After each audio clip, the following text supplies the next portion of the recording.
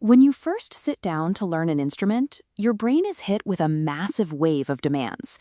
You have to read the sheet music, find the right keys, choose which fingers to use, keep a steady rhythm, and remember to relax your shoulders, all at the exact same time. It is a heavy weight to carry all at once. We are usually told that the solution to this struggle is simple: practice makes perfect. That advice leads many students into a trap. They treat practice as simply putting in time, repeating a song from start to finish over and over, hoping the mistakes will iron themselves out. The biological reality of learning is a little different. Your brain does not know the difference between a good habit and a bad one. Repeated actions simply become increasingly familiar and easy to reproduce. Practice makes things automatic. If you spend 30 minutes playing a song with stiff fingers, pausing at the difficult measures, and slouching over the keys, you are actively programming your brain to perform those behaviors without thinking. You are just memorizing your own hesitation. To solve the problem of being overwhelmed, we must stop trying to fix everything at once. We have to learn how to control the spotlight of our conscious attention, narrowing it down to one single, manageable problem at a time. Because repetition locks in whatever you are doing, the true purpose of practice is choosing exactly what you want to become a permanent habit. This deliberate approach is called active practice. It begins by choosing the specific piece you are learning, ideally something simple and familiar. You might use a basic melody like "Mary Had a Little Lamb." You choose something simple so you aren't fighting difficult notes, leaving your brain free to learn other things.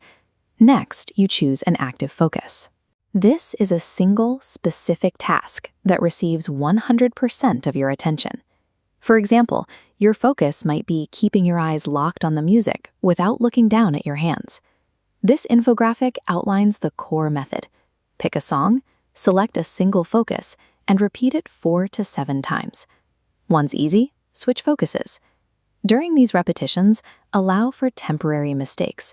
If focusing on reading notes, poor posture is fine. If you stop to fix your posture while you're trying to focus on reading, you break your concentration. You force your brain to handle 2 complex tasks at once, dragging yourself right back into that feeling of being overwhelmed. Giving yourself permission to make temporary mistakes in other areas is the only way to successfully isolate and build a new, secure skill.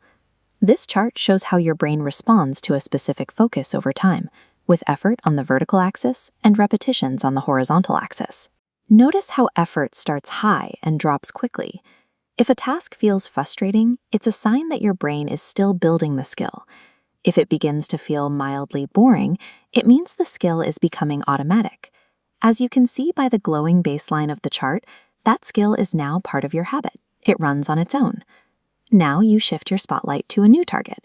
You play the exact same song, but your attention is on keeping your shoulders relaxed. Rotating these focuses reveals what you are secretly relying on. If you change your focus to playing with your eyes closed, you might suddenly stumble on a piece you thought you knew perfectly. You've just discovered that you were relying on your eyes rather than trusting your physical memory. You can also test your progress by using verbalization. Try saying the names of the notes or your finger numbers out loud while you play. If you can't say them, the skill isn't fully under your control yet, and this helps you bring it back to the surface to be fixed. You keep the song exactly the same, constantly shifting your spotlight. You are performing a series of experiments that stack one skill upon another. Being an expert isn't about having a faster brain. It's about freeing up your attention. When those foundational skills run automatically in the background, your mind is finally free to move elsewhere.